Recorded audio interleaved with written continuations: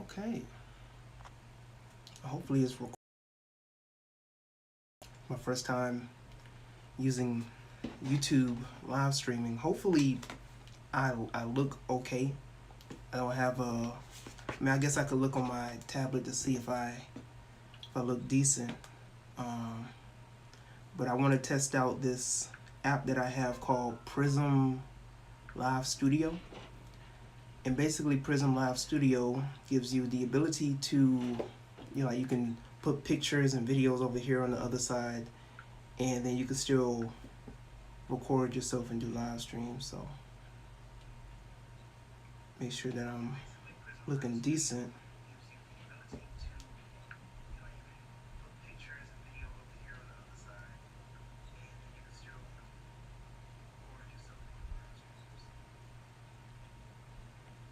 Okay. Just making sure that I look good on the live stream. So as you can see, I wanted to try something real quick.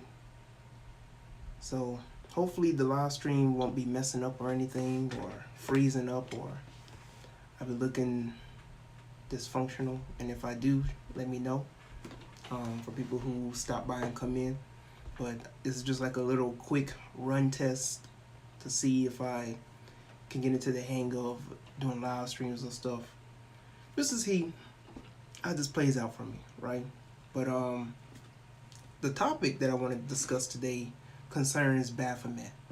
And for people who've been watching my content for a good minute, you know, this the big guy that stands behind me every day. Anytime that I do a YouTube live stream, for the most part, 99% of the time you will see Mr. Baffy in the back. And so for people who've been following me for a good bit, Baphomet has scared and spooked out a lot of Negroes. I ain't playing with you. I can't tell you how many people from all different planes, white, black, Hispanic, Asian, you know, from people from different denominations, and even people who, you know, claim to be woke and spiritual, still look at me funny, still have questions concerning why do I have some alleged obsession with Baphomet.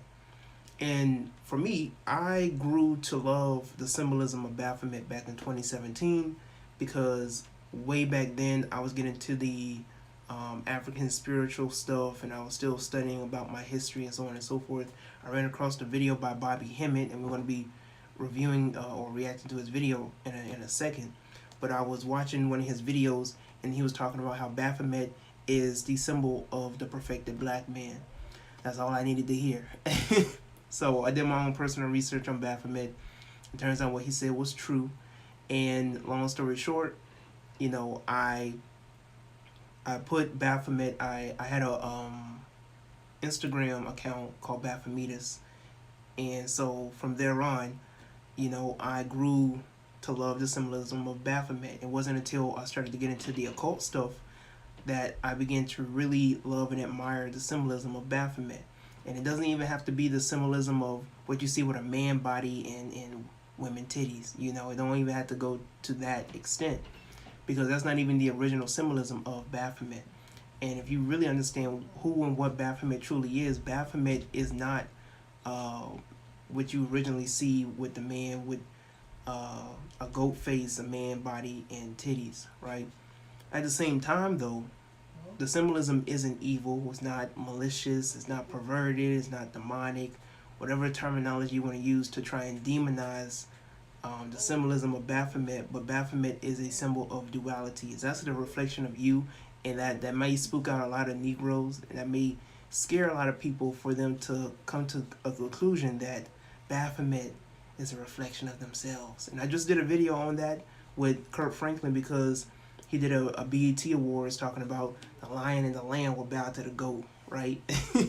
But I talk about in that video how, you know, in order for you to have an understanding of what he was talking about, because it's not by coincidence that he said something like that, because Kurt Franklin knows what he's doing, and he's one of those pawns in the industry. As a matter of fact, I have a picture when we're dealing with, and I saw this morning from, trying to get the hang of this. Okay. And put this on the Can I make it larger? Okay. So we could do it that way. Anyways, so what you see over here is you see people within the industry doing like different signs and symbols that we deem to be demonic or satanic or Illuminati, all this other type of stuff, right? So you see everybody, I think that's Drake. Is that Drake? Yeah, so Drake, Mac Miller, I think that's LeBron James, Jay-Z, Megan Thee Stallion. I think that's Taylor Swift. You have Aleister Crowley. That's Anton LaVey, or Levy. He's a I won't say he's a notorious Satanist, but he was well known back in his time for really, I guess, like perpetrating Satanism or whatever the case is, right? And so you see the symbolism of the goat, Baphomet, and so on and so forth. And so from a religious and some of these spiritualists out here who still have that religious spookish mindset, they will look at people like Jay-Z or Megan Thee Stallion, or whenever you see these celebrities do all these type of symbolisms, and they fail to understand what these symbolisms are representing. They fail to understand that these symbolisms, there's nothing evil about it. They're not putting curses on you. They're not putting spells on you. These are signs and symbols that they utilize, powers that they're using for their own advantage. And they may utilize it for their own advantage, and you can deem it as being good or evil, whatever the case is. But nonetheless, the symbolism that they're using it against you, right? But they're not using it against you in order for you to be under some type of curse. But they use it against you because you don't even understand it. They're actually showing you who you truly are. They're tapping into your powers, your energy, your science, your alchemy. And yet, when you see Beyonce on a red horse, you think it's evil.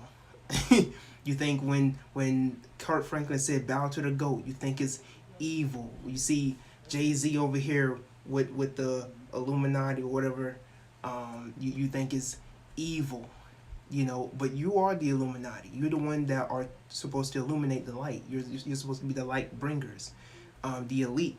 So you're supposed to be the chosen ones to cast forth your light to the world. You're supposed to be the Illuminati, but they have switched it, and because you have this religious mindset that they have ingrained in your mind, you think that the Illuminati or the elites, or these words that they use, these terminologies and these symbols and signs that they use against you, is for your disadvantage.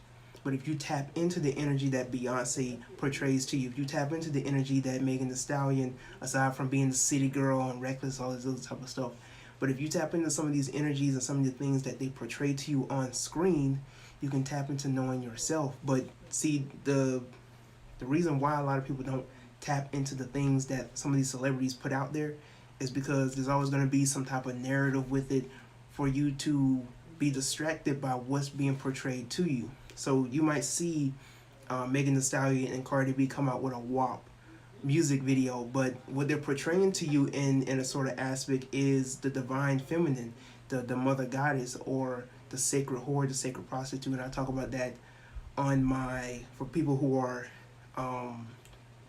who are members and stuff like that. I have that video exclusively for members. So if you want to see that video, you can become a member. But like when I talk about the primordial Devi and all this other type of stuff, so they portray that figure to you, in an aspect. You see the Megan Thee Stallions, the Nicki Minaj's, the Beyoncé's, the Rihanna's, and they'll portray to you the mother goddess in an aspect of being the mistress or being the Madeline, the red painted lady. And so for religious people, they look at that as evil and bad and all this other type of stuff. But there's nothing bad about it. It's how you interpret it, right? Because the virgin and the whore, light and darkness, they're one and the same.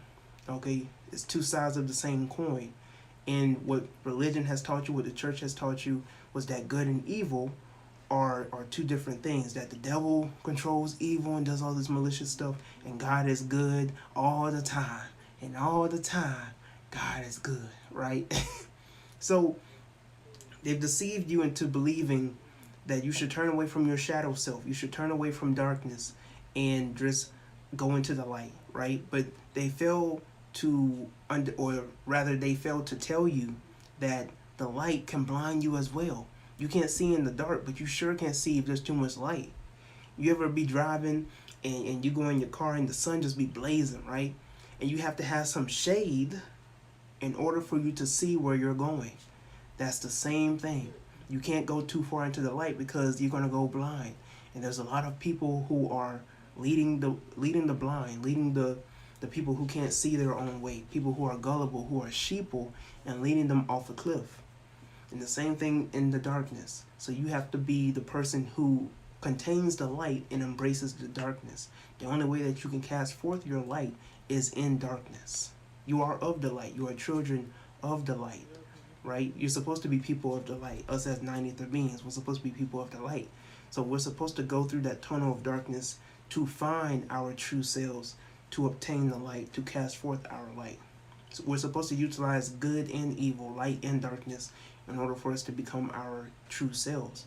When Jesus was resurrected in the mythology Bible, in the mythology book, or in the Gospels, you know, he said that power was given to me in heaven and in earth. So it's talking about light and darkness. It's talking about the mind and the body, you know. So it's all corresponding with as above, so below, as within, so without. And so this also correlates to Baphomet. When you see Baphomet put one hand up and the other hand down, it's as above, so below. When Jesus was teaching his disciples how to pray, he said, "Our Father who art in heaven, hallowed be thy name, thy kingdom come, thy will be done on earth as it is in heaven," right? That's as above, so below. But they will not tell you this in the church. Okay, so let me take this off the screen. We should get down to the reaction though.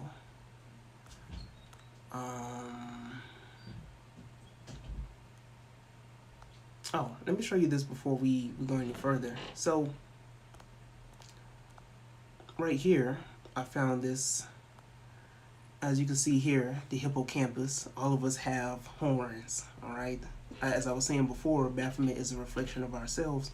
So what you're seeing here with the hippocampus, it controls, you know, it has to do with our memory, it has to do with the nervous system and all of those other stuff. So us having a hippocampus is very, very important.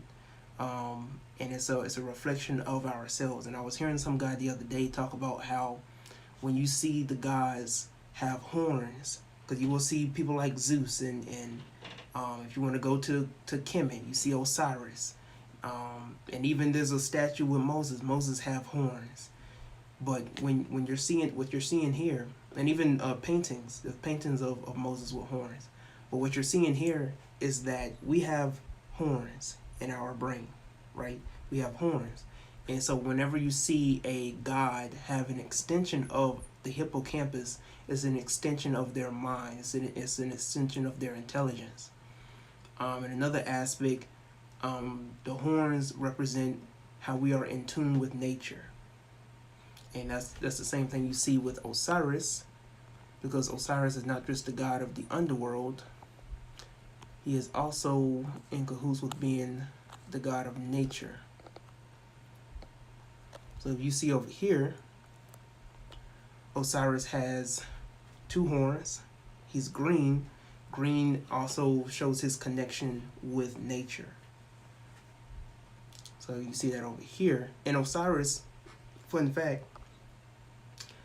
Baphomet, who originally was called Benebjedet in the Egyptian mythology, excuse me, Baphomet is the Ba, or the soul of Osiris,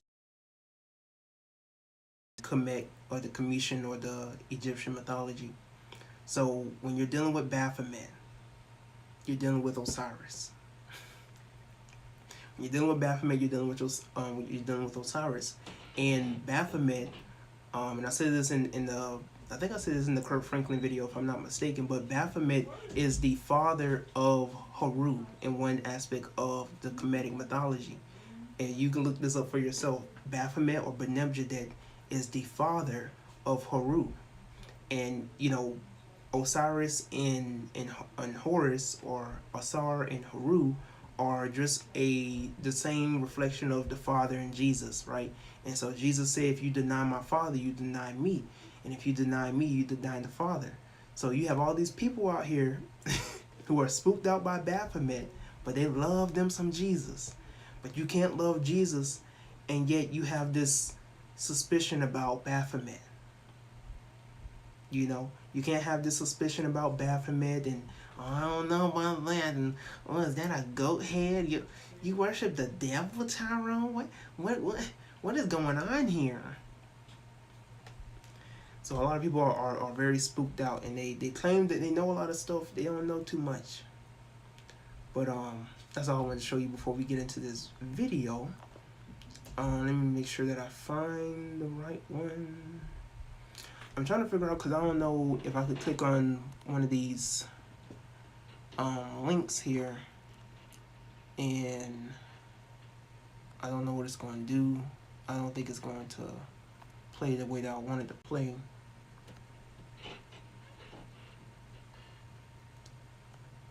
Yeah, see, it's not playing. Just give me a second. I'm trying. Okay, we're just gonna watch this video here. Now that's too big. Okay, we can do it like that. All right, let's play it. Lucifer, light bringer, which means the pineal gland. Lucifer, pineal gland. Lucifer fell like the morning star or the morning sun. Then you get the revelations. Jesus said, I am the damn morning sun. Stay away from the dark side. Go to Isaiah 45 and it says, I will give you the treasures of darkness. Now, in so many words. So before we go any further, for those who don't know about Lucifer, Lucifer is called the light bringer, right? Ironically, when you look in the Jewish mythology in terms of what you see in the Bible, there's actually no particular reference of Lucifer. Now, what you're seeing in the book of Isaiah, where it talks about the morning star fell from heaven and so on and so forth, it's talking about the king of Babylon. It's not talking about Lucifer. As a matter of fact, the only time that you really see a reference of a particular person being called Lucifer is Jesus. Jesus calls himself the morning star. He calls himself Lucifer in the book of Revelations. So Jesus and Lucifer in an aspect can be one and the same. All right, they can correspond together. Lucifer also can represent Baphomet, because if you see Baphomet, and if you see the eternal torch on top of his head, that also represents Baphomet bringing the light, bringing enlightenment. So Lucifer, you know, in one aspect, when dealing with Greek mythology, because all these particular mythologies basically can tell the same story and mostly are telling the same story. But when dealing with Lucifer and dealing with Prometheus, they're one and the same. Lucifer fell from heaven, or fell from grace with the gods, because Lucifer wanted freedom. Lucifer wanted enlightenment. Lucifer wanted to be his own being. He wanted to be his own person. And what you see propagated with a lot of Christians and religious people, that he wanted to be like God. But it's not that Lucifer wanted to be like God. He wanted to be his own person. He didn't want to be under a dictatorship or under tyranny. So when you see in the Bible, the snake, which is a representation of enlightenment, it's not a representation of the devil being devious or trying to have Adam and Eve fall from grace and all that type of stuff. It was because of the snake that Adam and Eve received enlightenment. And so what you see in the book of Genesis, God or Yahweh or the demiurge lied to Adam and Eve, told them that if they ate from the tree of the apple of good and evil, that they will perish, right? But the snake told them that you won't perish. He just don't want you to be like him. And so when they ate from the tree, Yahweh went back to his council. And that's another thing the religious people won't tell you about, that God has a council. It's not just the Father, Son, and the Holy Ghost. God has a council, just like the Olympians, just like Zeus. Zeus had a council. God had a council of gods and goddesses. He's like, they have become like us, knowing good and evil. If they're going to eat from the tree of life, they're going to live forever. Right? You have another meeting with the council, and they was trying to build the Tower of Babel to reach heaven, to reach enlightenment, and the council, they had another meeting again. Like, these people are highly advanced. They building this tower to reach heaven. So what did Yahweh, or the demiurge, do? In his trickery, he caused a lot of confusion with the masses that were building the tower. He confused their language, and they couldn't understand each other. The same. And you go to Job, which Job is it's said that it's an earlier text. It was written earlier than the first 5 books, arguably. But Job, there was a meeting with the council, and God and Samael having this dispute where he was talking about, oh, look at my servant Job and how good he is, and God literally playing with his life, gambling with his life, with the adversary, and took his land, took his money, killed his children off, his wife left him. I mean, this is ridiculous. This is the God that religious people worship. This is the trials and tests and tribulations that people think that this is somehow holy, that God's going to put you through the toughest, or what they used to tell us in church, God give the toughest battles to his mightiest warriors. Like, just an excuse for the tyranny and the ridiculous nature of Yahweh, or the demiurge. Anyways, you see a lot of correlations with Yahweh and Zeus if you really want to look at the way that they treat humanity. They want humanity to be subservient to their way of living. Zeus and Yahweh, arguably, they're dictators. They feed off of the ignorance and the long suffering of humanity. That's why Prometheus stole fire from the Olympians to give it to the humans so that they could be enlightened, so that they could build, so that they could advance.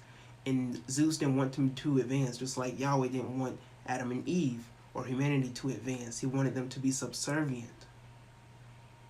So, again, we could deal with that for another time, for another day. In this particular video, like a live stream, was be done with Baphomet. So, anyways, I know I just went way off course, but Lucifer being the light bringer to bring enlightenment.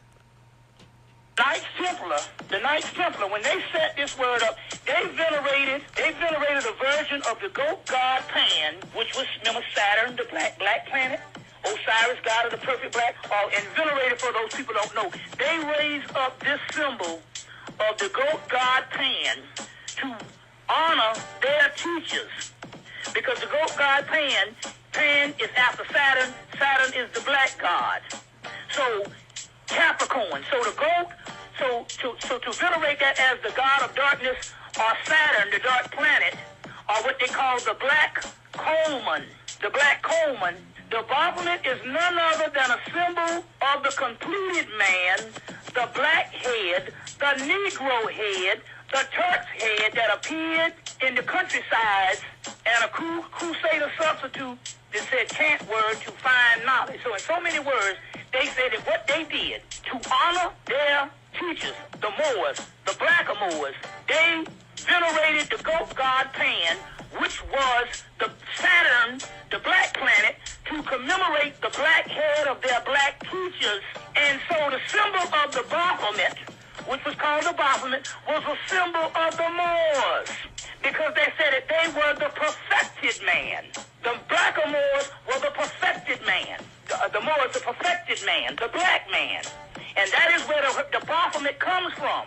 Later on, this thing goes around Europe, and it is also later on in the 1950s is venerated again with Gerald Gardner, who is the father of modern witchcraft. They worship the Sabbatic goat, the black man, which is also called the green man. Osiris is a black man. He is also the green man. The green man is the god of nature. That's where the horns on the head comes from.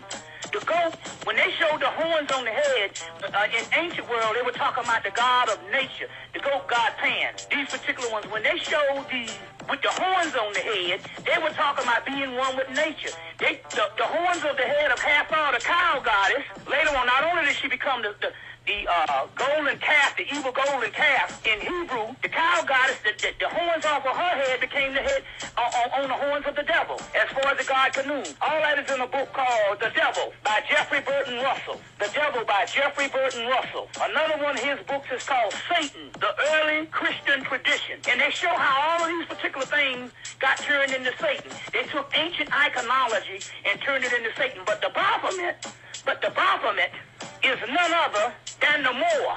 The Baphomet is none other, number one, all the Baphomet, Jesus, and all that's the same thing. But they're talking about ultimately the nature and the energy of the black man, and ultimately where you get the Baphomet that later on the goat god, the one that was drawn by Lippius Levi in the 1800s, that particular one that was drawn by him, I don't know if it was 1700, 1800, I think it was 1800. I have to go back and check if my mind is going to blink. But that's the standard one now. And then later on, the Baphomet was drawn by H. Geiger. H. Geiger drew the book in the 1970s called the Necronomicon. And he draws the Baphomet and he puts dreadlocks on the Baphomet. And they took those, first of all, they took his drawings and made the movie Aliens. 1979. Then they made the rest of the alien movies based on H. Geiger's information. You still on? Yeah, we got you. Okay, so before he goes any further, because he's about to correlate this to Predator as well, a lot of the things that you see, and not just done with the industry, with the celebrities, but what you see in movies, anime. I know a lot of y'all niggas like anime. A lot of y'all love anime and what they portray in anime, but they're portraying your science and your alchemy in anime as well. Some of y'all have seen Beast. Y'all love when Naruto turns into that nine-tail, I don't know what it's called. I gotta catch up on some Naruto. But y'all love when some of these characters transform into these beasts and these humans. The Devil Man. I watched Crybaby the Devil Man. You know, you love when these people turn into beasts and all this other type of stuff. And yet, when you're just dealing with the symbolism of Baphomet, y'all get spooked. But it's dealing with the same nature. You're dealing with the same energy. You know, you've just been programmed to think that Baphomet is evil, and anything outside of that is just A-okay. Even at a very narrow scope. Excuse me. Even at a smaller scope, like the way I grew up. Like I grew up in a very strict. It wasn't too strict, but it was a pretty strict Christian household. And so anything outside of the Bible, you know, it was just seen as evil. Like, I couldn't watch Harry Potter. I still haven't watched any of the Harry Potter movies. I would love to. But, you know, I could watch Star Wars. And my parents somehow failed to understand that Star Wars is dealing with magic as well. It's dealing with the same thing. Whether it's Star Wars or Harry Potter, they essentially telling the same story, just told in different ways, right? But Harry Potter, you know, that savior, messianic figure, same thing with Anakin and Luke, you know, is dealing with the same energy. But, you know, I couldn't watch Harry Potter. I used to love Wizards of Waverly Place. I would have to sneak at a certain point because, you know, it came to a certain time where my mom was like, oh, wait, we can't watch Wizards of Waverly Place because, you know, it has witchcraft in it and we ain't about witchcraft. That type of nonsense. So it got to a point where I couldn't watch the Wizards of Waverly Place, at least not openly. You know, I would still be in my room watching Wizards of Waverly Place, no doubt. So, but it got to that point, to those extents. You know, being raised up in the church, you're taught to not look outside of the scope of Christianity for knowledge, because God, who is almighty and all-powerful, is supposed to be the only person to supply to you the resources of knowledge and information. But we have this narrow scope concerning knowledge and information. We think that knowledge and information can only be given to us in one way or one manner. That only Christianity can be that instrument for giving or for getting information. And we fail to understand that, well, we go to school and we learn about 5 different curriculums. We learn science, we learn math, we learn social studies, we learn literature, and we learn what I said, math, social studies, literature. Well, I guess it's just 4, right? I guess I was thinking like reading and language arts. But you get the point, right? We learn different curriculums in school. Even, we have electives, African American studies. You learn about technology, the economy, and all this other type of stuff. And so we get to these points of learning about different curriculums. We get to the point of taking different classes to learn different stuff. And we don't see anything wrong with that because we've been programmed to think that that's okay. Taking different classes, taking different curriculums to better ourselves. And yet we don't think about that spiritually. We can understand that we have to learn different things in different manners when it concerns school. We have to learn about math and addition. We have to learn about reading and learning how to read, language arts, and learning how to write, and poetry and literature. Learning about science and the different elements, the periodic table, chemistry, and biology, physics. We can learn about these different branches and different things in school because we've been programmed to think that. But when it concerns God and spirituality, we're only supposed to stay in one particular pathway. Only God, only Jesus. And they always give you the scripture in the book of John. Jesus is the way, the truth, and the light, and no man goes to the Father except through me. Taking that whole message out of context. I'm not going to explain it in this live stream, but they take that one passage and they just run with it, right? John 3:16, God so loved the world that he gave his only begotten Son, that whosoever believeth in him shall not perish but have everlasting life in heaven. Unfortunately, I've memorized that front and back. But they take these scriptures, run with it, say that everybody else is wrong. My God is real, your God isn't. My God rose from the dead, yours is still, under the ground. And so it's the ego, the same ego that their God, or that Jesus told them to crucify. Crucify self, crucify the flesh, take up your cross. This is the same ego that gets a lot of these Christians in cahoots, get them in trouble, and they think that they're the lost sheep, and yet they're acting like the Pharisees that Jesus was talking about in the Bible. Just off of their characteristics and the way that they talk and so on and so forth. And they fail to realize that. They think they walking with Jesus, they think they're Jesus worshipers and all of that, but Jesus wasn't about, condemning or judging those who don't know. He wasn't about telling people to stay close to this way or that way. He was a very chill and laid back dude. If you actually study, his character, and if you really study not only just the Bible aspect of Jesus, but the esoteric and the Gnostic version of Jesus as well. But anyways, I say all of that to say that a lot of us were raised up to just look at things in one way, in one path, and that you're just not going to go far looking at things in one way, in one path. One thing that led me to being the omnious drone, or getting into omniism, was something that I heard in a philosophy class back in college, where this Indian woman said that the truth is one, but wise men call it by a variety of names. And once I heard that, something clicked, right?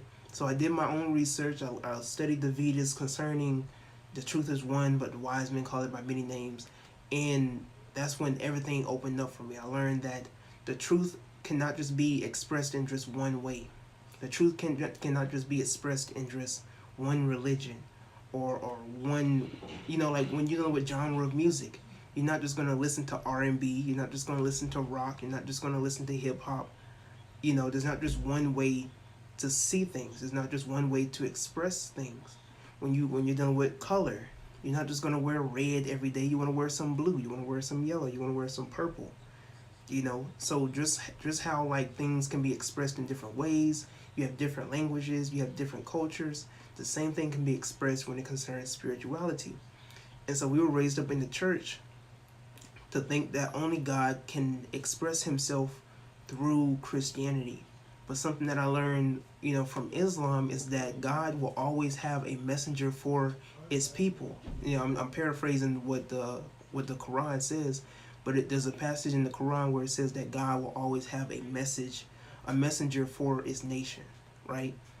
For every particular nation, God will always have a messenger. It doesn't have to specifically be Islam, but it's that source, it's that enlightenment, whether it's Buddhism or Hinduism or Confucianism or Taoism.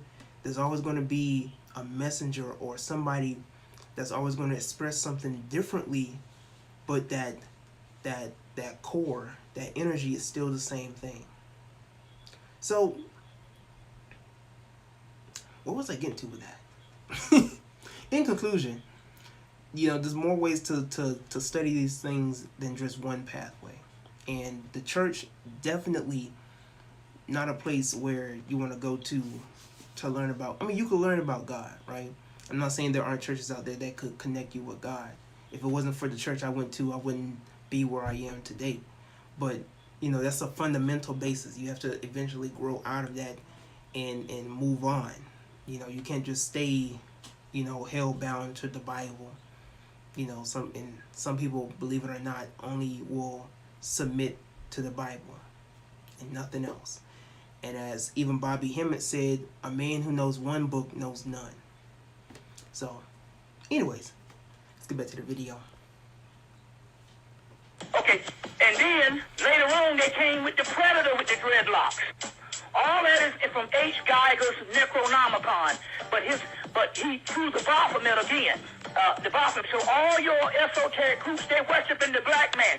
So if Jay-Z and Beyonce is worshiping the Baphomet, I am proud for them and proud of them. That's a good thing. That's a good thing. The Baphomet is Saturn. So if you worship Jesus, you worship Saturn because Jesus is born out of Capricorn. You see what I'm saying? And Capricorn, so we talking about astrological. So, excuse me. So, what he was talking about here with Jesus was born out of Capricorn. Originally, Jesus is born out of Virgo. When you study Jesus, when you study the story of Jesus, and you have Virgo is a woman holding wheat. And as we know, Jesus was born out of Bethlehem. Bethlehem meaning the house of bread. And all this is symbolic. I don't know how people can look at the Bible and think that is literal. Jesus was 33 when he died and resurrected. You have 33 vertebrae. When the colostrum or the Christ oil rises up to the top of your vertebrae, going to the medulla oblongata, and now you reach enlightenment. It reaches all the way up to your pineal gland, right? Go all the way up from the medulla oblongata, going into the pineal gland. You become enlightened. You become the Buddha, the Krishna, the Christ. All this is talking about the same thing. So I don't know how people can just deal with that fundamentally and think that we're dealing with something real. It's the same thing with the Santa Claus story. That's why it's like I understand when people talk about Christmas being the European holiday, but it's your holiday, essentially. St. Nicholas originally, historically, was black. He was a black man. And even outside of that, the story of Santa Claus goes all the way back to Osiris. Is still dealing with your story. So, anyways, that's why I love Christmas. I always love Christmas, and I love Christmas from the aspect of getting gifts and being full of joy and decorating the Christmas tree and stuff like that. But now there's a more spiritual and metaphysical aspect to that now, and even getting into the conscious, when I was going into the conscious movement back in 2017, 2018, that was just something that I couldn't let go. There's just something about Christmas, right? And that may have been programming and all that type of stuff, right? But, when I started studying the occult in the 2019, 2020, that's when I studied, I was hearing about Jim Carrey. Jim Carrey was talking about the true story of Christmas and Rudolph and all that type of stuff. And I was like, yo, that it just clicked. I just resonated with that message and went on forth with that, and I did my own studies and stuff. And I have lectures. I don't know if I have them up on YouTube or if I have them in my for the membership. I think I have it up on YouTube. But I've made board lectures where I explain the 33 vertebrae and the chimney and the representation with the Kundalini energy, all that other type of stuff, right? So to bring everything back together, just when you're dealing with the symbology here, like a lot of these things, people take these things out of proportion, especially when dealing with Christmas. And so a lot of us, we fail to understand that we can't take something that was originally ours and use it for our own benefit. I digress. But let's get back to the video. But the black planet. So ultimately this thing is astrological, alchemical, astronomical. Now on the astronomical stuff, all that stuff comes from the star Sirius. Nomos, the star Sirius, which is the fish, which is the fish. If you take the fish of Jesus and take the two ends off of the fish that the Christians is riding around, you will see what is a vesica, look like a football. The vesica is nothing but the vagina. It's nothing but the vagina, you see. They say we come from the sea. We come from the sea. That's why if you see in the movie in the last Pirates of the Caribbean, that woman Calypso in the movie, when she rose up, she had all the fish come from up under her. But that's also a form of Leviathan, and that's also a form of Jesus, the great fisherman. But Jesus is none other than Horus, a Heru. And Horus comes with his brother that's on the inside of him, which is Set. There's always two twins. It's Horus Set in Egypt mythology. Another one is Khonsu, and he had a twin brother that didn't come to the physical earth. And then you have Krishna, the dark god, but he has a brother named Balarama. There's always these twin gods. They call them Arasa twins in voodoo. It's always those. The twin god in Christianity is Jesus and Mary Magdalene. She's the dark twin, but she anoints him. So what they did here, they just changed the mythology around. You see what I'm saying? But Mary Magdalene is the twin of Jesus, and you could even say Judas is the same so-called dark twin when you go into other science when it comes to So let me pause it right here. So for people who may be unfamiliar with Mary Magdalene,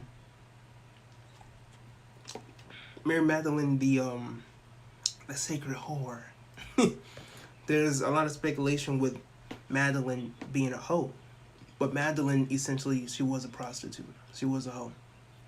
And you know, if you really study into Gnosticism, it's never said directly that she was a whore or a prostitute, but the way that she's depicted in these stories, and even when you look at you know, a lot of vintage paintings of Mary Magdalene and just the role that she plays with Jesus. You know, she was somebody who was a very sexual being, but she was also in another aspect a priestess. She was an initiator, and it's arguable that she was the person that initiated Jesus to becoming the Messiah, because it is through the feminine energy, the divine feminine, that you are to be initiated or anointed upon your mission. Before Jesus could even start his missionary, he had to be baptized by John the Baptist, right? He told Nicodemus that man cannot be born again, or a man cannot enter into the kingdom of God unless he be born again. And you have to go through the mother goddess to reach to the Father. So the mother goddess, which they call the Holy Spirit, you can't deny the Holy Spirit, or the advocator between man and God. You know, that's just, it is what it is. So Jesus, in this when you're dealing with the three Marys, because there's like 3 or 4 Marys in the Bible, but you know, when dealing with essentially the 3 Marys, you're dealing with the triple black goddesses. And the 3 Marys also dealing with, I heard another woman talk about the 3 Marys dealing with the phase in a man's life, you know, but that's something we could savor that for another video. But you know, the Virgin Mary, Mary also can be seen as an initiator or an all-set archetype. The Virgin Mary, in one aspect, is the one who also was a priestess, and in other aspects. And in other stories concerning the Gnostic gospel, she was an initiator, she was a priestess, and she was taken advantage of by somebody who's called Panther. That's a whole different scope. But we know the story of Jeb or Joseph, who became like the stepfather to Jesus, right? So you have Jeb or Joseph, and you have Mary raising Jesus, and Jesus was a bad kid. If you think your little nephew or your little cousin is bad, Jesus was on a whole different level of chaos. Living in Egypt, nobody wanted to play with Jesus. If you study the Gnostic Gospels of Jesus' childhood, ain't nobody wanted to play with Jesus as a kid. You thought he caused chaos up in the temple when he came up in there with the whip and everything like that, just knocking everything down? Man was 10 times bad as a kid. But anyways, let's get back to the video. It comes to this now. What is the Mary Magdalene being the twin? Because you got to realize, if you look at the Baphomet on one side of him has breasts on one side, it's male on one side and female on the other side, and that's what they're really talking about. The Baphomet is both what is called the androgynous figure, and the androgynous figure becomes the devil. The Baphomet that they're worshiping is none other than the Saturn form of Jesus, or the Saturn form of Horus, which is also the Saturn, which means the black man god, or the perfect black Osiris. That particular one is none other than the Baphomet they're worshiping in Europe is the Moors. So we have the witches worshiping the Moors. The Wiccans are the biggest. The Wiccans are the biggest group, becoming one of the biggest groups in the world now. They got the fastest growing book, and they all worship the black man, the Sabbatic goat. They worship the Moors. Okay, let me take that off. So that is facts. Let me type this down real quick. So, Baphomet is the Sabbatic goat. If you study Wicca, or the Wiccans, they gave praise to the Sabbatic goat, and the Sabbatic goat is Baphomet. Baphomet, Saturn, the Sabbath, they all go hand in hand. I tried to tell Hebrew Israelites this a long time ago. They didn't want to grasp to it because, Baphomet is always, Baphomet, as we all know, is into a lot of speculation with stuff, demonic stuff and evil and Satanism, all this other type of stuff, right? So, when you tell them that Baphomet, Jesus share a lot of correlations, Baphomet, Jesus can essentially be the same person, it'll spook them out because they haven't even come to terms with the Bible just being a metaphorical or analytical Bible, or dealing with like analogies or allegorical. I meant to say allegorical, not analytical, but allegorical Bible. These things aren't meant to be taken literal. It's meant to be taken metaphysical, metaphorical, allegorical, everything but literal. Everything but literal. And as a matter of fact, since we're dealing with, symbolism, if I could pop this up real quick. I posted this on Instagram, and, I was telling the people on my page that this is Jesus. If you read Revelations chapter 5, verse 5 through 6, it talks about the Lamb of God, who is also called the Lion of Judah, and the root or the seed of David. And this is a lamb that is slain, has 7 eyes and 7 horns, those 7 horns representing the 7 spirits of God. And so they show, or they represent or depict Jesus as a sheep or as a lamb with 7 horns and 7 eyes. And I look at this, right? And I'm just like, these people are so spooked out by my little Baphomet decoration behind me. And I know they'd be spooked out. I know they'd be spooked out if they were to see something like that. If they were to see a lamb with 7 horns and 7 eyes. And we're just dealing with symbolism. I'm not telling you that Jesus actually looks like a lamb with 7 horns and 7 eyes. But just like how you can have Naruto transform into a 9-tail, whatever the case is, Goku going Super Saiyan, you know, all this type of stuff that you see in anime. And you have Danny Phantom going Ghost. You have old boy in Marvel going Hulk. Jesus can show himself in another figure, in another formality, as a lamb with 7 horns and 7 eyes. The same thing. When you're dealing with the spirit world, you're going to see a lot of stuff like that. If you can't take Baphomet, I don't think you should concern yourself with the spirit world. That's all I got to say. But that's another thing I was going to say, because going back to Mary or the Sabbath, the Shabbat or the Sabbath, when you're dealing with the divine feminine and dealing with Baphomet is a duality of masculine and feminine energy. And then when dealing with Jesus, like I was saying before, he was initiated to becoming the Messiah through not only the baptism, but through the divine feminine. It was through Mary Magdalene, that she initiated him to become the Messiah or the anointed one.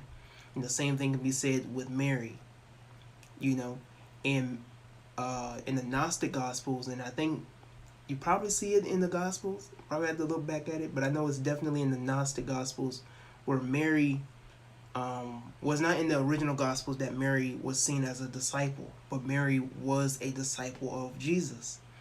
And Mary was one of those people that dealt with their finances. She was the one that dealt with their resources. And how do you think she got the resources?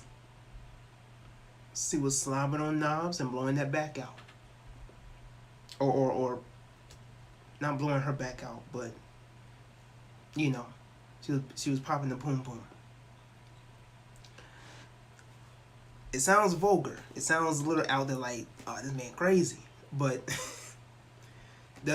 if you really look at it and you look at her occupation, if you look at Mary Magdalene's occupation and what she did, not only being an initiator, but also being a prostitute in certain aspects of the story, she got that money to give them the resources that they need within their ministry, their missionary work. She did that through what she was doing out in the streets. And I lost about a couple of more views from that. But it's true. It's not something, don't take my word for it. That's something that you can study on your own, for yourself. But concerning Mary Magdalene and the divine feminine, you cannot become who you truly were meant to be until you get that connection with the divine feminine. When you see the knight have to save the princess, you're always going to see the hero that has to have the connection with the divine feminine in order to become his best potential. You even see this in Black Panther. His mother and his sister came to his rescue. Osiris, when he was cut up into pieces, it was Osset that went to the Nile River and got up all the pieces and put him back together.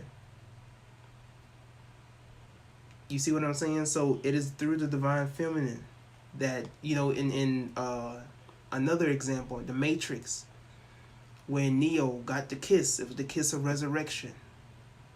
So they show you here, is in your face, man cannot become the anointed one. He cannot be set upon his mission until he goes through the divine feminine. So I went way over my time. Hopefully you got something out of this video or this live stream. I didn't mean to go as long as I did, but it is what it is. But I'm gonna keep this live stream up for particular schedules that I have concerning live streaming and stuff like that. I will try to see how I could do reaction videos and stuff like that on live streams on Wednesday.